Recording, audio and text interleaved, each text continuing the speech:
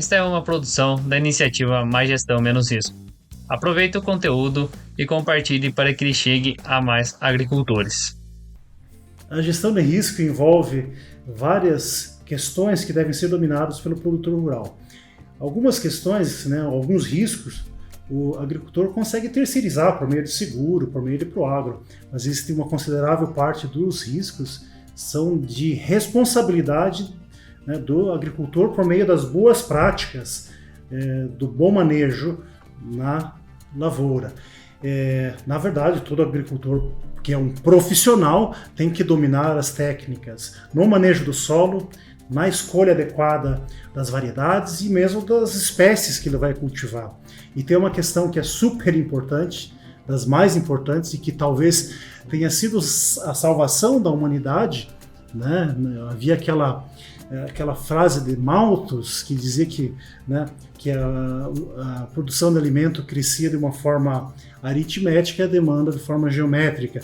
Isso não aconteceu em parte por causa do desenvolvimento de uma coisa chamada nutrição, ou seja, de todo o desenvolvimento da agricultura. E o bom manejo da nutrição faz parte de uma boa prática agrícola para diminuir os riscos do agricultor. E para conversar sobre esse assunto hoje, a gente trouxe aqui uma sumidade, o professor Volney Pauletti, que tem um histórico profissional dentro da pesquisa, dentro do setor produtivo, dentro da indústria, mas também dentro da universidade mais recentemente.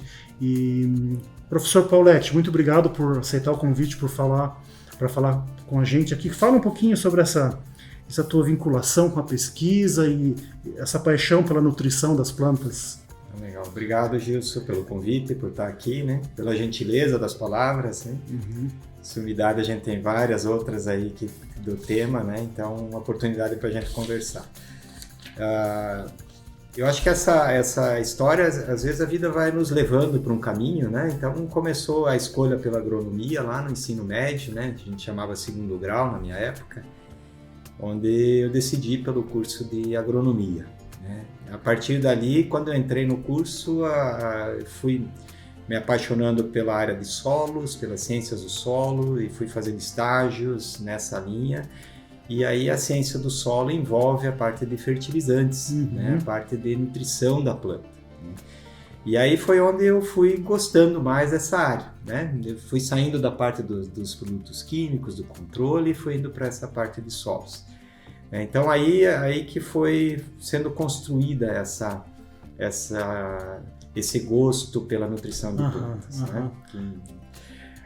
Quando eu terminei a agronomia, eu sabia que eu precisava estudar um pouco mais. Aí eu fui direto para o mestrado. Queria fazer um mestrado, recusei um emprego na época, inclusive em empresa de fertilizantes muito forte.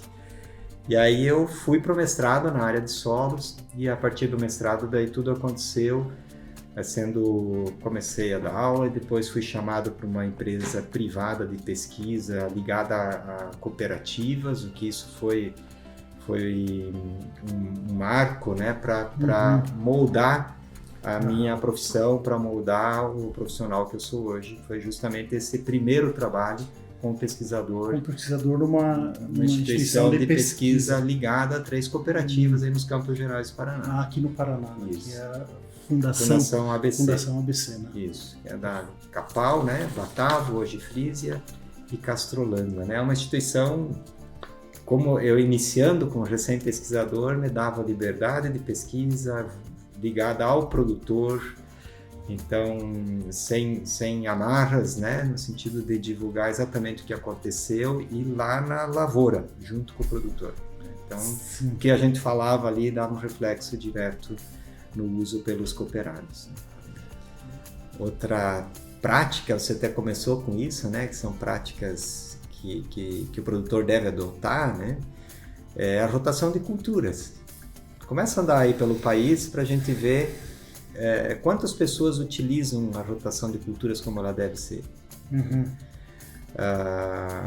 O plantio direto de forma correta, Hoje se usa grades, pouca palha, Então são...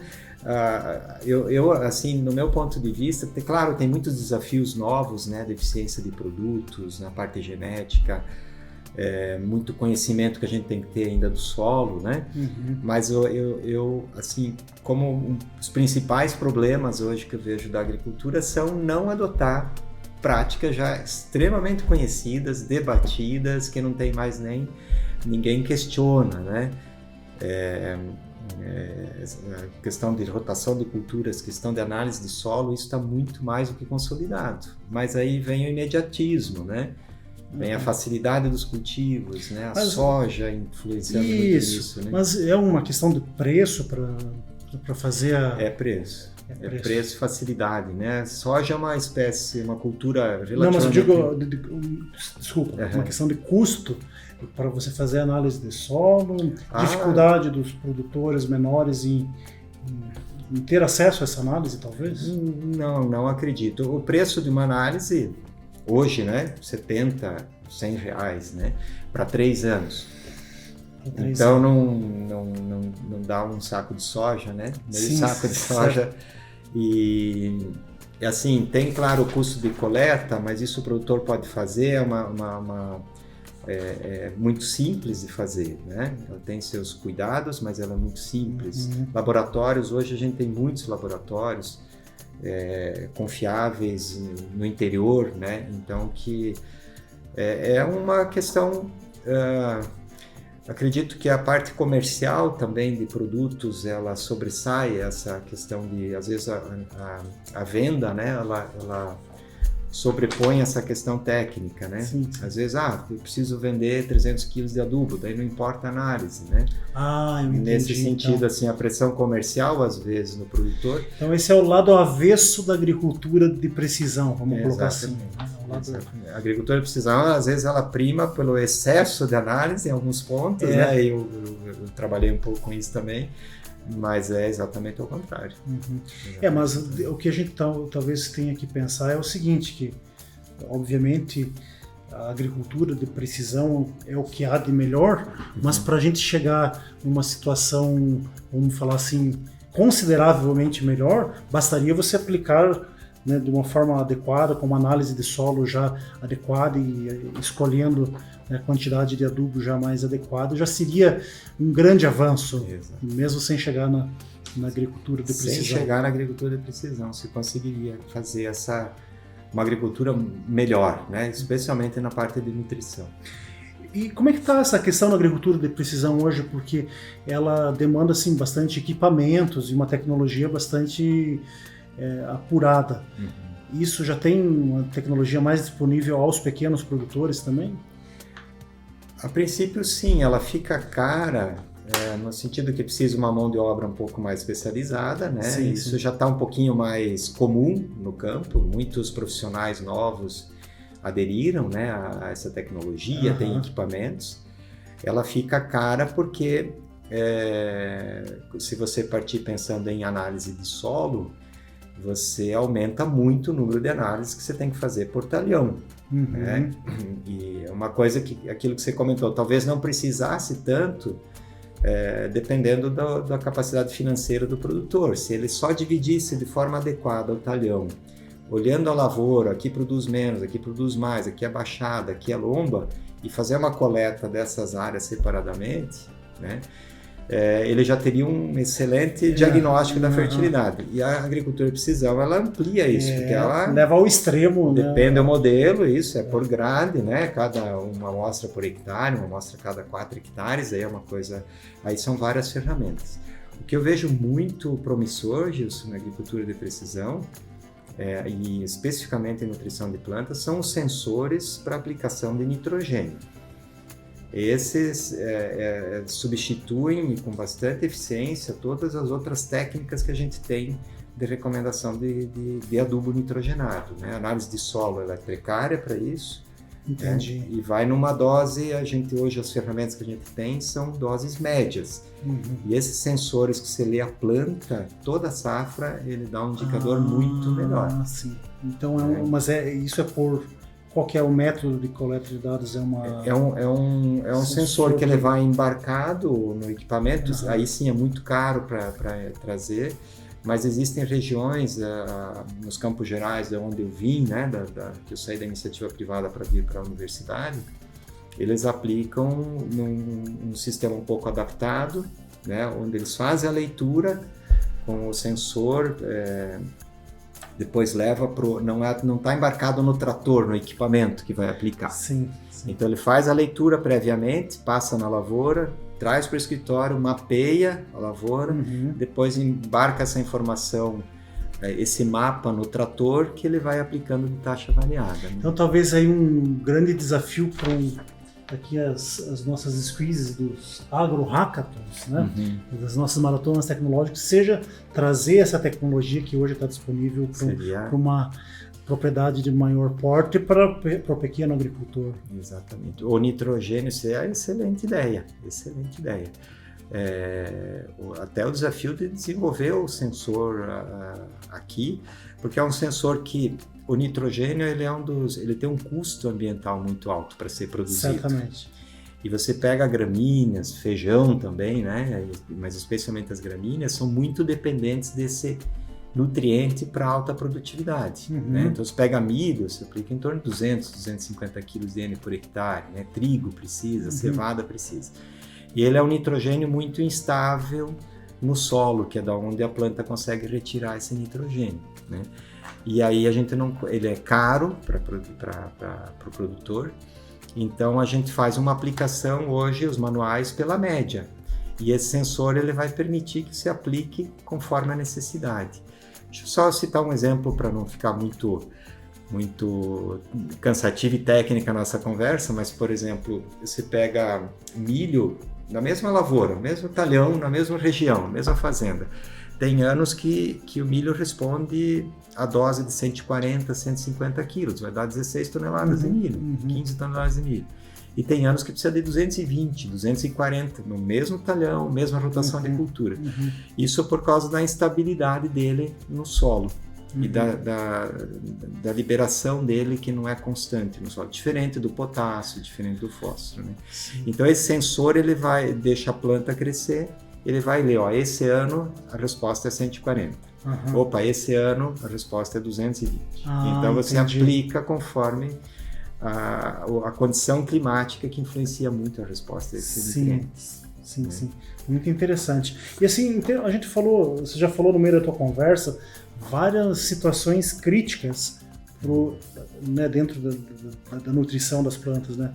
Vários riscos, né? Então, um dos riscos é você deixar a planta sem nutriente.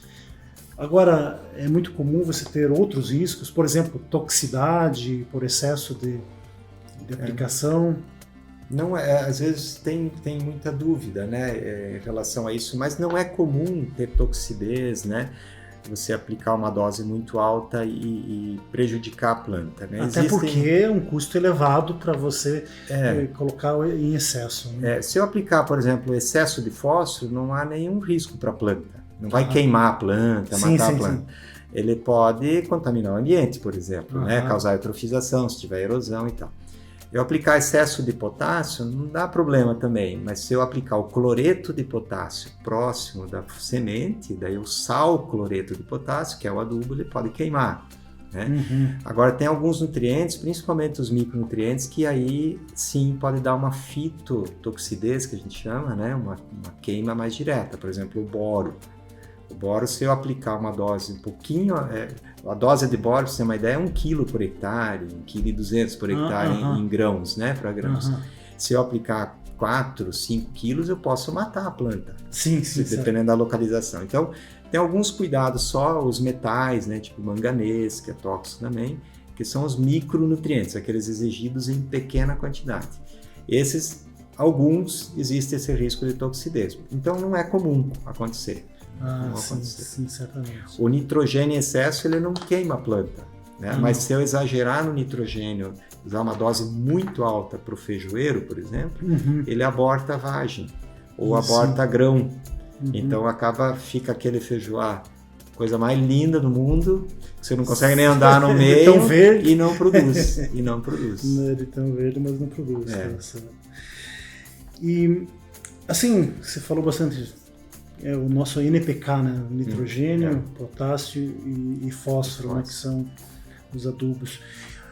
E são composições, assim, o que a gente tem hoje são composições tradicionais, né? Que a gente tem. A gente tem lá, né, as proporções que você tem dependendo da tua necessidade.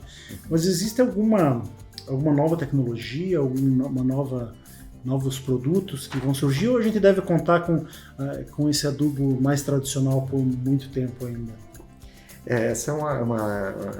As empresas se debatem muito sobre isso, né? Porque a gente usa uma frase em nutrição de plantas, né? Que a planta ela não come adubo, a planta bebe nutriente. Né? Entendi. Então, os nutrientes, qualquer produto que eu aplique na lavoura, até a polêmica de pó de rocha e tal, né? Os remineralizadores, qualquer produto que eu aplique como para nutrição da planta, para fornecer nutriente para a planta, esse produto necessariamente precisa liberar o nutriente para a solução do solo, para a água do solo. Então, se eu aplicar um NPK, o nutriente vai sair daquele grânulo de adubo, vai para a água do solo, Sim. na forma de H2PO4, de fósforo solúvel, Sim. e a planta absorve o fósforo solúvel, Sim. não vai pegar o adubo. Né? Claro. Então, por que a gente sempre fala do NPK e essa preocupação de ter coisa diferente, né? O NPK, por quê? Porque são os nutrientes mais exigidos e talvez os mais deficientes nos solos, né? Claro que isso varia muito, isso sendo bem genérico. O NPK é no mundo inteiro essa fórmula, né? Sim. No mundo inteiro, não é só aqui.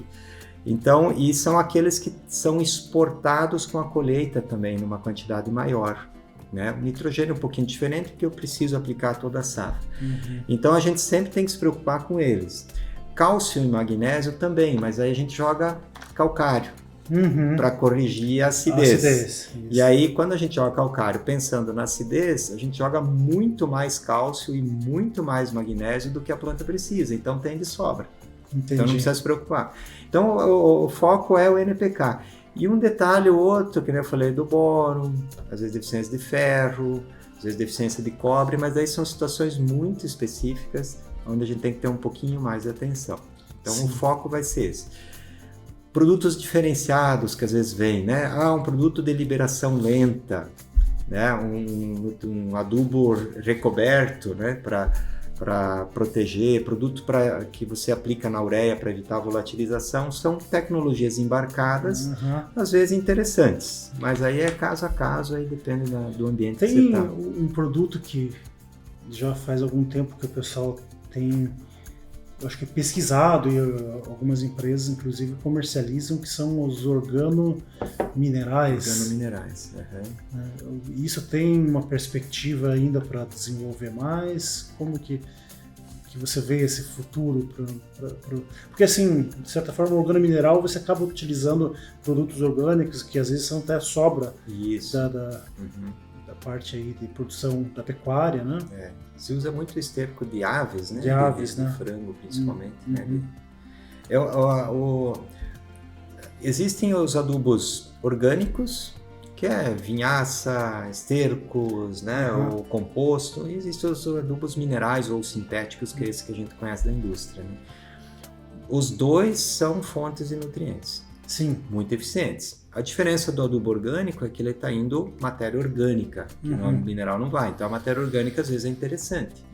Né? Melhora, a matéria orgânica tem uma série de funções no solo, né? Questão de umidade, de estrutura, atividade biológica. Mas se eu aplicar uma dose pequenininha não adianta. Então tem que ser uma dose alta. Por exemplo, produtor de porco, produtor de vaca. É bastante oportuno. Isso. Ele tem o esterco, que inclusive é bom. Sobra em muitos casos. Exatamente. Hoje ele tem que fazer contrato com o vizinho se ele não tiver área suficiente para poder aplicar no Paraná, né? Então, professor Volney, na Alemanha, certa vez a gente estava fazendo uma rodada para conhecer essa parte de produção animal, e o que limitava de fato a produção animal no país eram a regulação com relação justamente à aplicação dos dejetos, né? Porque se você aumentasse demais a produção, você não ia ter onde destinar adequadamente. De forma adequada. Né? Exatamente. Hoje, a legislação paranaense, a gente está trabalhando com o IAT para uma revisão dessas normas, aí que a equipe aqui da universidade, né? Ela ela tem que prever mais no sentido de risco ambiental, risco de contaminação dos corpos d'água, principalmente, né, dos rios, dos lagos, no sentido de não ter excesso de fósforo, excesso de nitrogênio, principalmente no solo, que chegando na água, aí causa eutrofização ou excesso de nitrato na água, que é cancerígeno e tal, né? Então você não pode consumir. Então, Então, quando você fala na água, você fala nos córregos, uma água de beber, por exemplo, não pode ter um limite lá, que é 10 miligramas por litro de nitrato. Sim. Acima disso, você tem que suspender o consumo, né? Causa falta de oxigênio, principalmente em crianças e tal. Então tem esse risco, e isso limita, muitas vezes, quando é uma área de produção, região de produção de leite, de animais, então você tem que ter um limite de aplicação por hectare por ano. Por quê? Porque o adubo orgânico, o esterco, ele também é uma fonte desses nutrientes. Sim, né? E o que muda, né?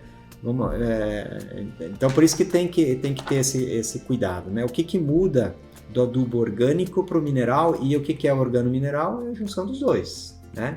A diferença do mineral é que você aplica, ele tendo umidade no solo, ele já vai ficar pronto para a planta absorver.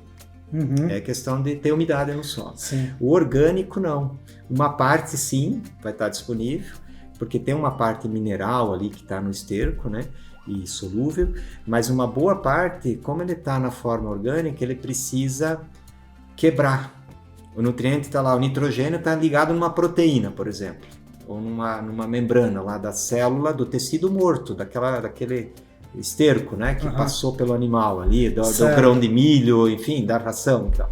Então tem que quebrar aquilo para liberar para a solução, porque senão a planta não vai absorver, ela não come, ela bebe o nutriente. E para quebrar isso, quem faz são os micro-organismos. Atividade biológica. Então a atividade biológica vai ter que apodrecer aquele material, decompor aquele material, liberar o nutriente para a solução, para a planta absorver. Então isso demora um pouco mais. Sim. Vai demorar, aí depende do nutriente, mais ou menos 50% é liberado na primeira safra e os outros 50% com o tempo, né? O potássio, por exemplo, libera tudo na primeira safra, porque ele não é estrutural dentro da planta. Entendi. Então tem mas normalmente demora um pouquinho mais para funcionar o orgânico, 100%, né, em relação ao mineral. Essa é a grande diferença. Se eu junto organomineral, eu tento juntar essas duas características. Você tem uma vantagem de ter o nutriente disponível imediatamente, que é necessário para aquela safra, e o orgânico ele ajuda a manter a fertilidade do solo por mais longo tempo. O que eu não concordo muito é no sentido de dizer que ele vai ser mais eficiente e tal. Isso não, assim, talvez um pouquinho, mas não justificaria eu pagar mais caro o quilo do nutriente que eu estou aplicando por causa dessa vantagem, pensando num ciclo mesmo de uma cultura anual, tipo soja e milho, né? Mas ele tem essa vantagem de dar um bom destino para um material de boa qualidade, que é o esterco, que ele tem sua função na nutrição de plantas, e você conseguir então aplicar. Ele acaba economicamente sendo bom regionalmente, próximo da região de produção, né? Tanto que as fábricas de organominerais estão próximas de produção de esterco, né? Porque não compensa eu puxar o esterco de longe para produzir organomineral. Certamente. Mas então, assim, se a gente está falando de gestão de riscos, né? Essa gestão da quantidade de nutriente que está jogando, ela é fundamental, não só economicamente, mas também ambientalmente. Então é o maior dos riscos, né, que a gente tem, né? Queria aprofundar um pouquinho essa ideia do manejo do solo, de que forma que ele influencia a nutrição das plantas. Porque, né, a gente tem um manejo tradicional, né, que for aquele manejo trazido muitas vezes pelos europeus. Temos, por exemplo, lá uma situação com plantio direto, né? Então todas essas situações elas acabam afetando também a absorção de nutrientes pelas plantas, não afeta? Bastante, né? A gente tem os dados. Bom, eu hoje, quando eu começo qualquer palestra, qualquer aula, eu falo, só estou falando em plantio direto, né? Só vou falar de plantio direto. Por quê? Porque é um sistema espetacular. né? Em todos os sentidos, né? E na nutrição, na parte de fertilidade, na nutrição de planta é a mesma coisa, né? Então você começa a ter maior eficiência do nutriente aplicado, né? Então você tem, o que é a maior eficiência? Se eu aplico 100 quilos, o ideal é que a planta absorvesse os 100 quilos do nutriente. Isso não acontece porque tem fatores de perda, o próprio solo interage com o nutriente. Mas esses índices de eficiência são maiores em plantio direto do que no plantio convencional, que com o revolvimento. Você tem a perda de solo é menor, a perda de água é menor, né? Então tudo é. E se você perde água ou perde solo, você está perdendo os nutrientes. Certamente. Né? Então eu quando eu viro um pouquinho saudosista, eu me lembro quando, na época que eu era criança, eu sou filho de agricultor, e meu pai tinha preparado a área, que era o arado e 2 grades, né? Sim, então, era isso. Prontinho para plantar. Prontinho para plantar. Aí vinha uma chuva. E aconteceu, isso deu um toró d'água lá no oeste de Santa Catarina, uma área mecanizada, né?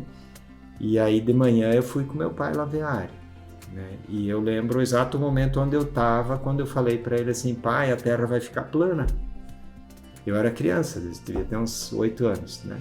Então todo aquele trabalho que ele teve, além do custo, tem a questão de petróleo que queimou, custo para ele, que era um pequeno produtor, todo aquele investimento que ele fez com calcário, que ele fez com adubo, foi tudo lá para perto do rio, fora essa questão ambiental, né? Ou para preservação permanente, né? E então teve que fazer tudo de novo, perde a melhor camada, né? Então o plantio direto eu não entendo porque ainda tem gente que insiste com o convencional, né? Porque tem equipamento, tem tecnologia, já se domina a questão de pragas e doenças. Claro, tem seus desafios, mas ele é muito melhor. Então, em todos os aspectos, a eficiência, pensando em nutrição de plantas, é maior no plantio direto. Né? Tem uma imagem que eu sempre tenho comigo da década de 80, das cataratas do Iguaçu. Não sei se você tem isso em mente, mas eu lembro que você via aquelas imagens, era quase sempre uma terra não, água avermelhada, avermelhada, né? Marrom. Avermelhada. E eu não sei, eu não posso provar isso cientificamente, mas eu creio muito que hoje você vê uma imagem muito diferente. É muito mais raro você ver aquela água tão vermelha nos rios como a gente via em outros tempos. Hoje o Paraná também teve o Paraná Rural, né? Teve a questão de conservação do solo que foi executado, mas hoje você vê a falta de rotação, né? A falta de cobertura do solo, que é aqueles princípios básicos, né? Às vezes plantio morro abaixo, o produtor simplificando muito, começa a ter alguns problemas, né? Mas um dos principais problemas no interior são estradas rurais, que não são adequadas, né? Então, muito do solo que chega nos rios é aquele solo que corre na estrada. Na estrada. Então, você vê aquelas valetonas nas laterais, e daí a patrola vem depois, desbarranca, cobre, daí a água vai levando de novo. Então, esse é um problema sério para o Estado, né? Política de Estado isso, né? Para resolver a adequação das estradas rurais para diminuir isso, né? E trabalhar novamente com o produtor para que voltem aquelas técnicas, aquele nosso início de conversa, né? E, obviamente o produtor depende de receita, depende de ter eficiência na sua empresa, vamos dizer assim, né? Então ele precisa ter lucro, sim, né? Mas ele não pode... Normalmente o produtor que segue essas regras simples, antigas, ele está bem. Sim. Ele pode não lucrar o máximo naquele momento, mas ele tem na média ele sempre está melhor. Sim. Eu, nessa experiência de 12 anos na iniciativa privada, eu via muito bem isso. Aquele que seguia era o que estava comprando terra. É que estava sempre estabilizado ou aumentando o investimento que ele queria fazer. O que arriscava tudo, que ia conforme a onda, né? O preço subiu, vou plantar. Esse ele sempre estava em risco e muitas vezes se desfazia de capital. Né? Agora, retomando um pouquinho esse teu histórico numa organização privada de pesquisa, tem uma questão que me chama muito a atenção, justamente, vamos falar diretamente da Fundação ABC, que é esse vínculo com a realidade do agricultor. É claro que, no caso, estamos falando de uma situação muito peculiar, né, de uma organização, de algumas cooperativas muito bem organizadas. Mas, para mim, isso aí é o melhor dos mundos se nós conseguíssemos replicar uma situação em que você tem pesquisa sendo gerada especificamente, né, para a necessidade dos agricultores, né? Esse seria o melhor dos mundos. Se a gente nascer de novo, se existir isso, eu queria nascer um grande fazendeiro numa região com pouca instituição de pesquisa. E aí eu queria montar uma área experimental, com meus recursos, ia contratar um técnico agrícola, um mestre, e vamos fazer pesquisa para a necessidade do produtor. A experiência que eu tive e essa iniciativa dos produtores, né? Eu conheço duas muito fortes nesse sentido. Uma é onde eu trabalhei, que é a Fundação ABC, e a outra é a FAPA. Não tem preço isso para o produtor. Às vezes ele não percebe, porque ele está lá envolvido com aquilo, né? Mas quando a gente sai, a importância desse tipo de iniciativa, eles bancando, né? Claro que a instituição ela busca recursos, né, através dos parceiros também, mas eles assumindo, bancando, para ter pesquisadores que atendem a prioridade que eles definem. Né? Então e é feito na área que eles atuam. Então, eu lembro quando eu estava lá, que ainda estava expandindo muito, hoje ela está muito maior em termos de área dos cooperados. Quando se avançava numa área diferente, a pesquisa tinha que ir junto para testar cultivares, para testar adubação, para testar herbicidas e assim por diante, né? Então, isso é de um valor para os cooperados que não tem muito como medir, mas é espetacular. E aí que foi a minha grande... Mas eu vou te falar uma coisa. Oportunidade. Não, né? Eu acho que você... Só 2 comentários. Primeiro, que eu acho que você não precisa esperar nascer de novo, porque você está novo ainda e esperamos que tenha um fazendeiro ou vários fazendeiros, grandes fazendeiros abnegados que, né, que tragam essa ideia, leva essa ideia para frente, como existe, na verdade. Né? Existem. Agora, uma outra questão, né? A gente falou, obviamente, de uma fundação, de uma cooperativa de produtores médios para grandes, mas existem outras fundações de pesquisa aplicada para pequenos agricultores também, né? Inclusive, isso não só no estado do Paraná, em vários estados, mas eu consigo lembrar bem, por exemplo, de uma cooperativa de pequenos agricultores, que é a Copacol, que atende principalmente pequenos agricultores, e eles têm lá todo um centro de pesquisa aplicado aos agricultores. Mas você pega as cooperativas que fazem parte da ABC, a maioria dos produtores são pequenos, eles não são grandes. Tem grandes, né? Sim. Mas o que importa, o que dá força é a organização, né? Certamente. Eles se organizarem, tem as dificuldades de manter o grupo, mas sempre trabalhar em grupo, trabalhar de forma organizada, centralizando esforços, né? E aí você consegue manter esse tipo de atividade. Sim, certamente. Agora, provar que pesquisa funciona não é muito fácil, né? Então, assim, quando a gente vivia sempre um embate, tinha que justificar as pesquisas, né? O produtor, ou a gente mesmo, né? Se eu vou no mercado comprar um celular, eu dou dinheiro e pego o celular. Vou comprar 1 quilo de prego, dou dinheiro e pego 1 quilo de prego. Eu estou levando uma coisa física para casa. A pesquisa nem sempre é assim.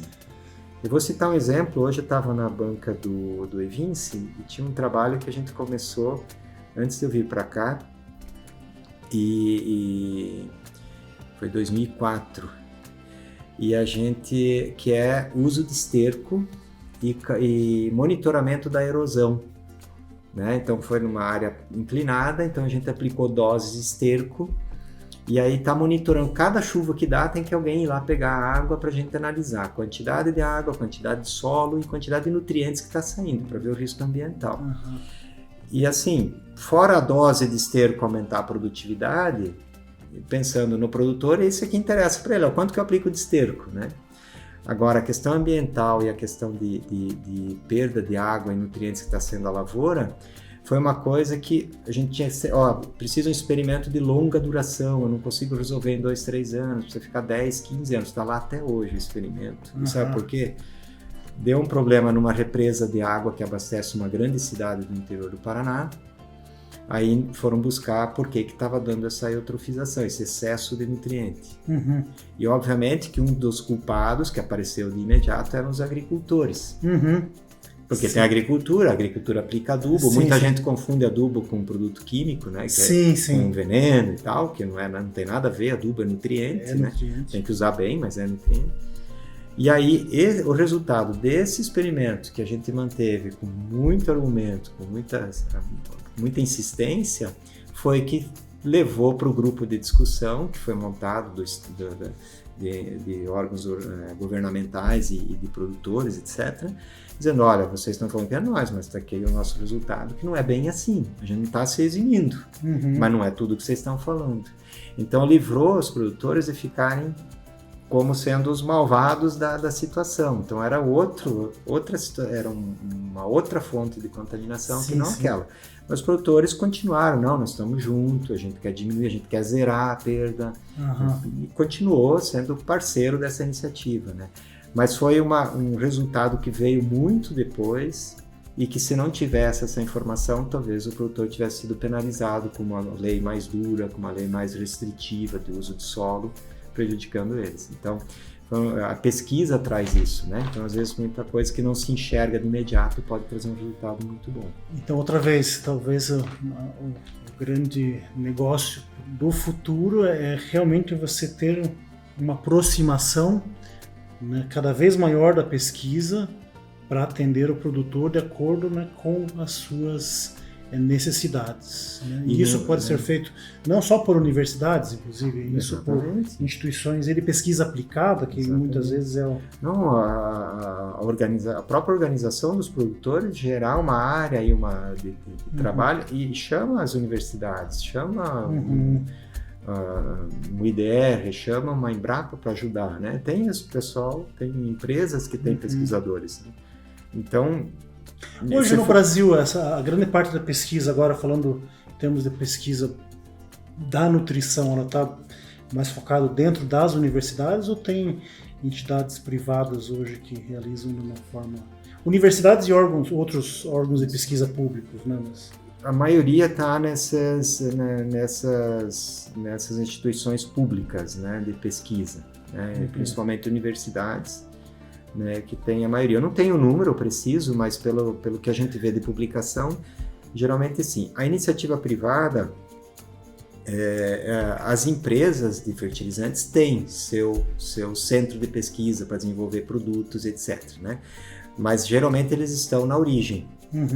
Então, por exemplo, uma empresa francesa tem um centro espetacular de pesquisa, de equipamentos pesquisadores na França. Sim. Né? E daí traz os resultados para cá para aplicar e testar e validar. Né?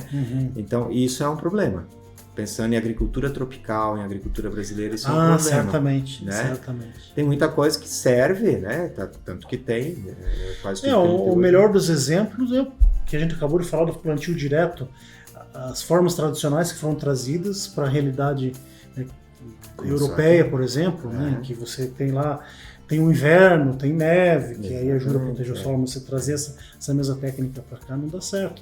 Os equipamentos para os produtos é a mesma coisa, né? Exatamente. É a mesma coisa. Assim, você tem muita coisa, por exemplo, o inibidor de urease, que é o que evita a volatilização da amônia. Serve lá e serve cá, não tem problema, né? Vai ter que avaliar se aqui é economicamente viável, essas coisas. Sim, então, essa pesquisa básica, assim, então fica mais nos institutos públicos, vamos dizer assim, institutos de pesquisa e universidades, né? Mas as privadas, né, geralmente é lá na origem e traz aqui. Então tem pouca, eu acho pouca pesquisa no Brasil, deveria ter muito mais pela importância que ele tem na produção de alimentos, né? Sim, certamente. As empresas deveriam ter núcleos aqui de pesquisa para desenvolver produtos para cá. Pois é uma coisa impressionante, a gente tem coisas que a gente no nosso dia a dia não para pensar da forma adequada aqui, porque não sei se é tão óbvio, mas quando a gente pega solo, né, e, né, a planta que está no solo, a nutrição, isso é a base, da nossa sobrevivência, né? Se não fosse o solo, se não fosse a produção de alimentos, né? E, né, normalmente a gente até nem valoriza, né, na nossa sociedade de uma forma adequada, né, essa atividade e principalmente, né, pesquisa direcionada para produção de alimentos. Porque assim, se pega um país tropical, né? Os países tropicais, solos tropicais, né? Ambientes tropicais, né? Como a maior parte do Brasil. Nós temos um potencial de fazer 2, 3 safras por ano, dependendo do ciclo. Só que para fazer isso, a gente precisa que a planta tenha nutriente. Exatamente. E aí os solos tropicais, em geral, eles são pobres em nutrientes. Sim. Né? Por quê? Porque o nutriente vem da onde na natureza? Ele vem da rocha. A rocha apodrece, né? Ela intemperiza, tecnicamente falando, e vira o solo. Sim.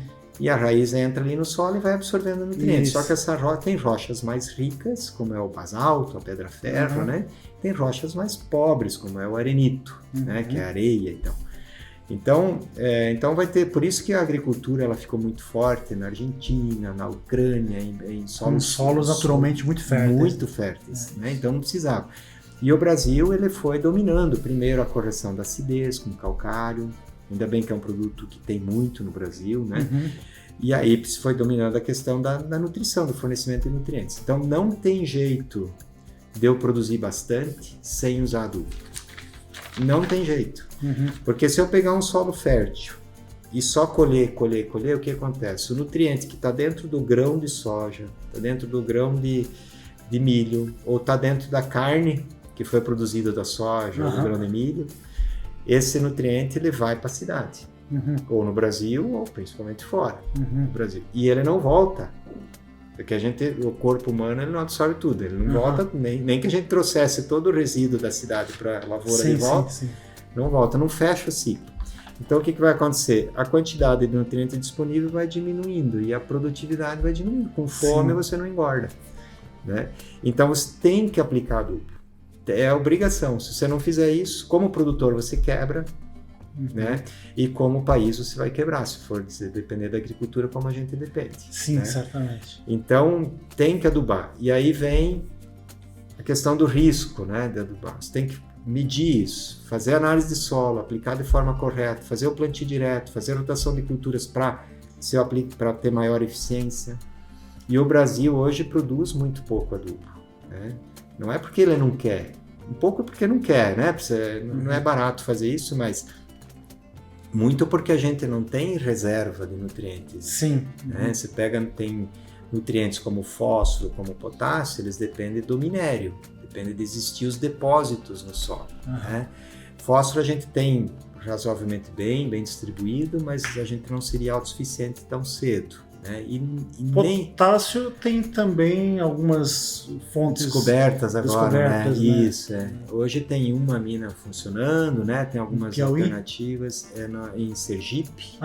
Sergipe, que tem uma, e foi descoberta uma enorme jazida daí na Amazônia, né? No Amazonas. Eu acho que um lugar chamado Altares, uma coisa assim. Eu acho que é isso. Então ali tem uma questão ambiental que pesa, tem a questão das terras indígenas, né? Então tem essas dificuldades não é dificuldade, mas tem que ser respeitado isso, né? Mas é uma mina que muitos falam assim, que o Brasil passaria de um grande importador de potássio com a possibilidade de virar um exportador de potássio para o mundo. Né? Tamanho esse depósito que tem lá. Né? Então, o Brasil ele depende, hoje nós importamos, né, para as nossas lavouras em torno de 80% ou mais do fertilizante que a gente consome. Né? E aí existe um certo risco pensando em país. Né? Que foi o caso da guerra da Ucrânia, né? Que houve um risco que foi contornado porque o pessoal, as empresas percebendo o risco, migraram, né, da Europa e foram para o Canadá, que é das maiores reservas de potássio. Então o Canadá conseguiu suprir isso. E também nem toda a exportação lá que vinha da Bielorrússia e da Rússia foi interrompida. Né? Então, tanto que tinha estocado aí potássio bem tranquilo, a gente passou até que bem. Né? Então, esse risco existe, porque às vezes não é nem inerente ao Brasil, é uma coisa fora que o Brasil não Claro, controla, o país claro. não controla. Então, seria bom ter um certo fôlego interno, né? Sim, sim. Para você não ter esse risco. Talvez é mais caro, hoje o fosfato, por exemplo, é muito mais barato trazer do Marrocos, que é uma mina superficial, um fosfato bastante mole para lidar na indústria, e transformar ele aqui, ou comprar ele transformado de lá, do que você produzir da nossa rocha. Claro. Então, tem essa questão de mercado, econômica, né? Então, se tem a reserva, deixa ela ali, se for o caso, é um pouco mais cara, mas numa estação se usa. Quem sabe daqui a pouco fica Tá viável. mais barato comprar, compra. Quem sabe fica viável. Exatamente. Exatamente. Mas isso aí também tem uma questão, se a gente for lembrar o início da exploração do pré-sal do Brasil, então você tinha lá uma expectativa de custo de produção ali elevadíssima, né? E na medida em que se desenvolveu, hoje você tem ali, não é minha área também, mas valores muito baixos, se eu não me engano, coisa de $5 o barril hoje no pré-sal. Para explorar. Exatamente, era uma coisa. Se não for 5, que seja 10, né? Mas que é muito mais baixo do que o valor viável, do petróleo, então você viabilizou com o domínio da técnica, com a escala de produção, né? Então acho que pode ser que é um caminho que a gente vai ter que trilhar um dia, né? Assim, o nitrogênio, por exemplo, de onde que vem o nitrogênio para fazer ureia? De onde que vem o nitrogênio para fazer o nitrato de amônio, o sulfato de amônio, os nitrogenados, MAP, DAP? Sim, vem do ar. Né? Que tem 78% de N. O ar que nós estamos respirando aqui, que todo mundo está respirando, tem 78% de N. O problema é que esse nitrogênio, nós animais não conseguimos aproveitar. Por isso que a gente tem que comer carne, comer feijão, né, que tem proteína, porque a gente precisa de proteína. A gente podia pegar, de repente, esse nitrogênio e transformar em proteína. Não tem como. Não tem como. Nem a planta consegue. A planta também não consegue. Então, a gente tem que fornecer esse nitrogênio na forma de ureia, na forma de amônio, para a planta poder absorver e aproveitar. E só uma curiosidade, né? Isso eu lembro bem das aulas de nutrição, que os raios têm uma importância muito forte na fixação do nitrogênio da atmosfera. Né? O raio ele tem uma energia tão grande que ele transforma, o nitrogênio no ar ele está em 2 nitrogênios, né? Com 3 ligações, muito forte. Então não é fácil quebrar, e o raio consegue quebrar. Daí reage com a água lá quebrada e forma amônia, né? E aí depois vai formar até um ácido nítrico que com a chuva desce para o solo. Mas só que não é tanto. Então depende, não é uma quantidade tão grande e depende de ocorrer raio. Então, claro. E aí então você tem essas pensando só na natureza, sem esse processo que a gente chama de Haber-Bosch, que é o processo industrial de pegar o nitrogênio do ar, juntar com o hidrogênio que vem do gás natural, né, principalmente, e formar amônia, que é um gás. A partir da amônia eu produzo todos os outros adubos. Exatamente. Né? Então, se não fosse esse processo, a produtividade mundial de alimentos seria talvez um quarto, um terço do que é hoje. Porque as plantas precisam de muito nitrogênio. É o elemento mais absorvido da maioria das culturas, né? Tirando o carbono, hidrogênio e oxigênio que vem da fotossíntese, o nitrogênio normalmente é o mais absorvido. Por isso tem o nome. Macronutrientes. Professor Volney, assim, para a gente finalizar esse bate-papo aqui, vamos lá. Você já falou de algumas coisas bem legais. Quais assim, são as 3 dicas que você daria para um pequeno agricultor, né, para fazer um bom manejo da nutrição? Eu sou filho de pequeno produtor, irmão de pequeno produtor, né? E eu sempre penso que qualquer tecnologia serve para o grande e serve para o pequeno. Claro, perfeito. Então, um híbrido de milho que de 16 toneladas, ele vai servir para o grande quanto para o pequeno. Exato. A semente é mais cara. Sim. Né? Então, essa é a questão, às vezes, de acessibilidade dessa tecnologia. Né? Então, 3 dicas para eles. Né? Primeiro, pague uma assistência técnica. Opa! Valorize uma assistência técnica. Né? Então, a gente vê assim, às vezes não querer pagar, achar que é um custo e não um investimento, né? Acaba pagando de certa forma, porque vem na porcentagem só que né? na perda, né? Às vezes você não tem aquela, isso tem a perda, você deixa de explorar o potencial às vezes da tua área que você tem, né? E também você acaba pagando a assistência técnica, que é na venda do produto. Exatamente. Você vai comprar, a empresa vai embutir, porque não tem como, ninguém trabalha de graça, nem o pequeno produtor, nem o grande, nem o técnico. Exato. Né? Então essa seria uma importante dica, né?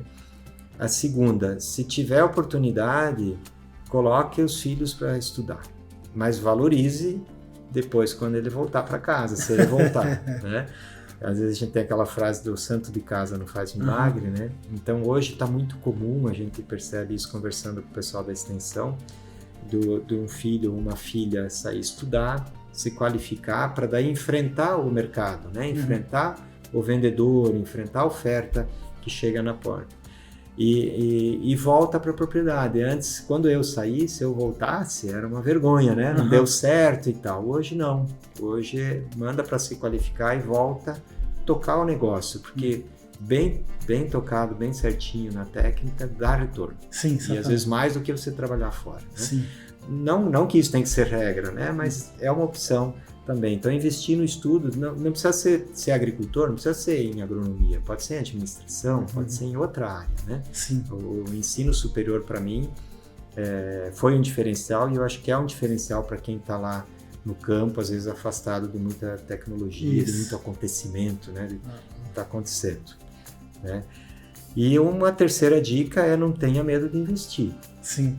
Né? Se você tem essa certeza, né? Tem que ter cuidado, porque eu já vi pequeno produtor com uma situação financeira bastante difícil investindo em agricultura de precisão.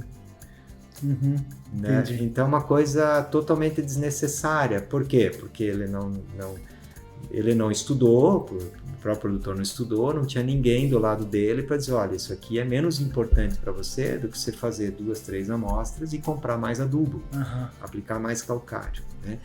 Então, eu acho que se ele investir, não investir sem ter essa segurança, sem ter essa confiança em quem está recomendando, né? Se você investir, normalmente tem que dar retorno, né? Normalmente dá retorno. Então, você vê aquelas, às vezes, muitos aplicar sem um controle de custos. Não precisa ser uma planilha multi, né? Planilha simples, né? De quanto eu gastei, quanto valeu, quanto, né? Eu vou manter um bezerro macho para vender a carne, isso vale a pena, não vale? Ou para, né, consumir esse tipo de cálculo simples, né? Porque vai consumir ração, vai consumir pasto, é bastante importante. Então, se fosse possível, seriam essas 3 dicas pela minha experiência, né? Eu vou dar uma quarta, então. Faça análise de solo. Essa é isso aí. Isso aí faz parte de todo o manejo básico. De todas as 3 dicas que você falou, né? Exatamente, certo. As 3. Exatamente. Mas, professor Volney, muito obrigado. Muito legal a conversa, muito explicativa, com muita informação. Então, olha, muito importante mesmo. E é isso. Obrigado e... Né, pessoal, aproveitem o conteúdo que foi aqui, né, bastante tempo de conversa, né? Então vai dar para explorar rápido, bastante. Passou rápido. Conversa boa vai longe. Exatamente.